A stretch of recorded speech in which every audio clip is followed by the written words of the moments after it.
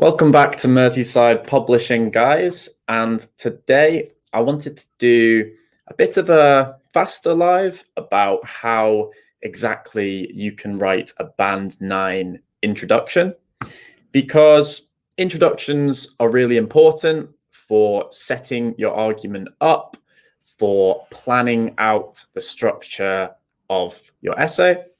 So today we're going to look at a Band 9 introduction and pick it apart and see why it would get a Band 9. What does it do particularly well? What skills could you use in your own essays? So let's begin. So here we have the model Band 9 intro. So the question for today is, should wealthy nations be required to share their wealth among poorer nations by providing such things as food and education? Or is it the responsibility of the governments of poorer nations to look after their citizens themselves?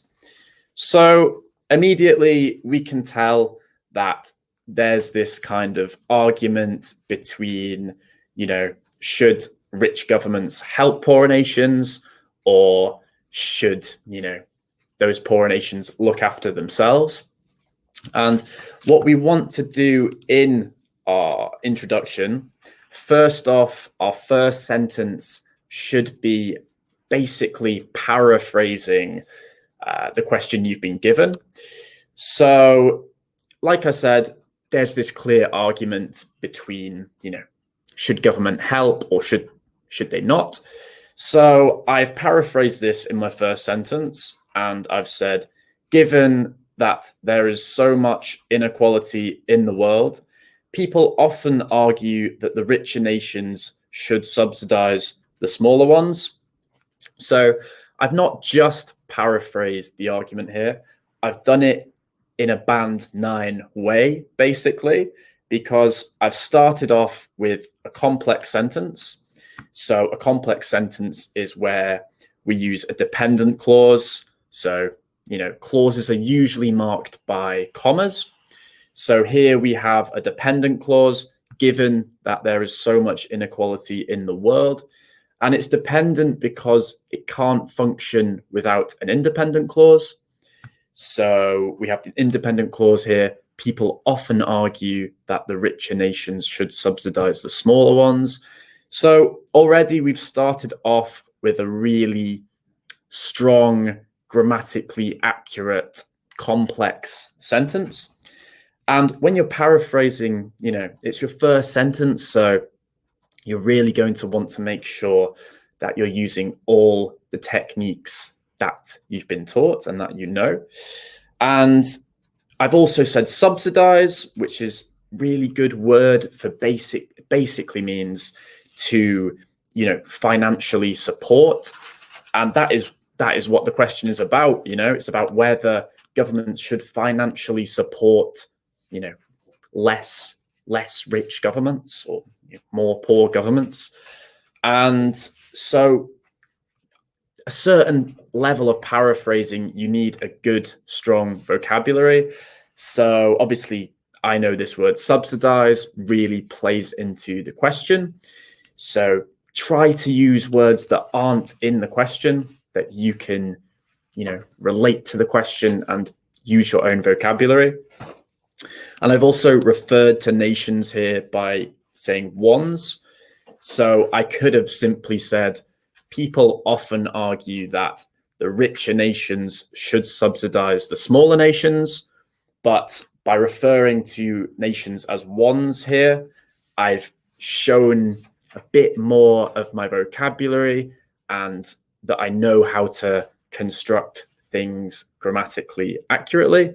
So we can just refer to nations as ones because we've already mentioned them. And so in your first sentence, rephrase the question.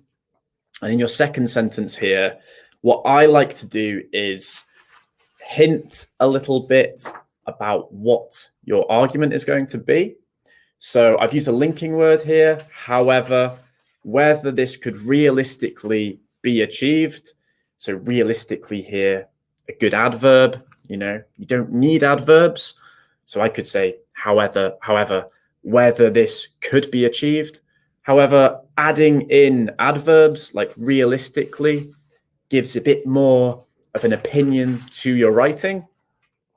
So raises an extensive set of methodological concerns. And this is a really good academic phrase. So methodological concerns, that is basically concerns in the way you do things. So I'm saying it would be really difficult for every rich government to support smaller governments, because when you're writing, proper academic research papers, you typically have an introduction, then a methodology.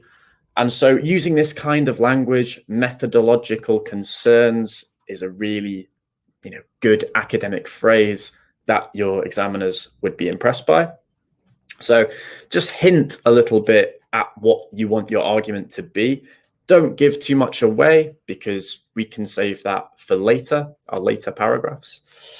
And then the last sentence of your introduction. So typically you could do this in 2 to 3 sentences. You could have all this together as one sentence, or if you have a little bit more to say sometimes, like I do here, you can break it up into 2 sentences. And your third sentence, always start with these kinds of phrases, guys, because they're very easy to remember.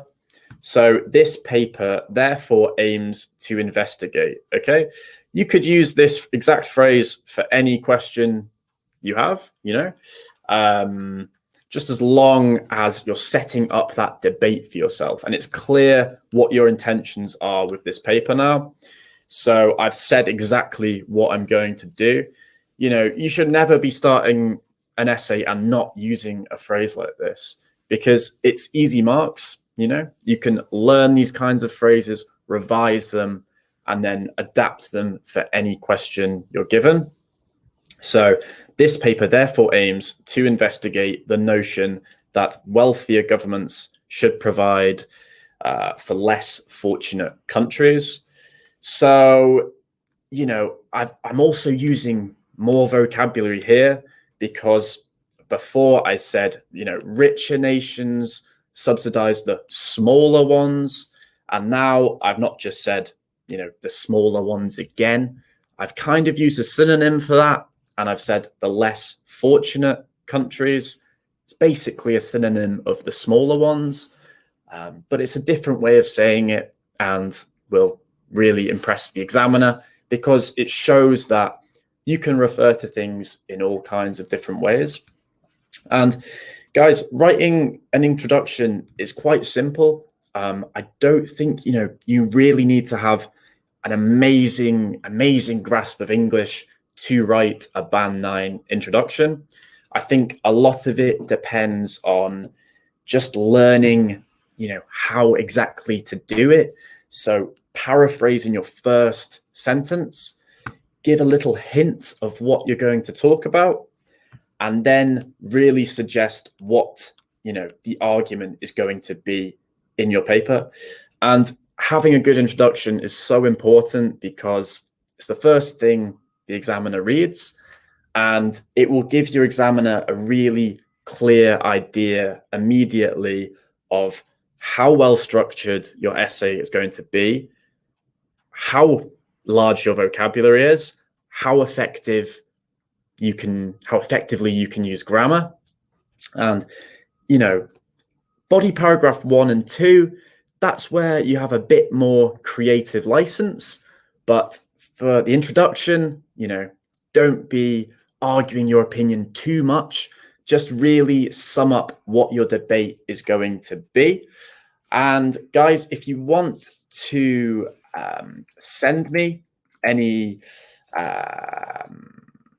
introductions you've written yourself, then we provide a free writing correction service at the moment. So if you want to email me your introductions, I can tell you what band level you would achieve, and also some tips for improving your writing. So, it could be your grammatical structures are pulling your mark down.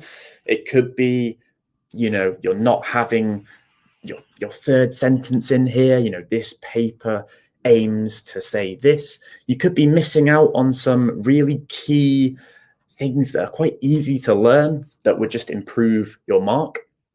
So be sure to send me your responses if you have the time to write them and you'd like me to correct them. And I'm going to end the live stream here, guys. But like I say, if you want to send me your work, please do, because it's free correction service at the minute. So I would take advantage of that. And, you know, we're going to make sure that you guys achieve the highest band that you can. So thank you guys so much for watching. I'm going to end the broadcast, and please let me know if you have any questions.